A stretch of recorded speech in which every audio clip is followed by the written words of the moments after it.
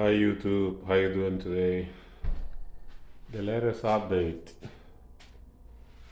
We opened the hole for the bed layer, so we run all the wires, all the speaker wires. It was a little bit potty, the isolation of the outlet. Uh, we run the HDMI, use the optical one. You got the center channel, left, right. We have the surrounds, we have the rears, and also open the Atmos, Voice of God for Auto 3D. We have the rear Atmos.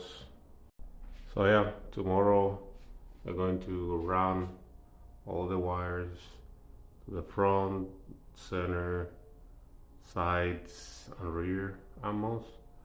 I want to start with the insulation and start doing drywall. Also, we have for the front, we have the hot channel.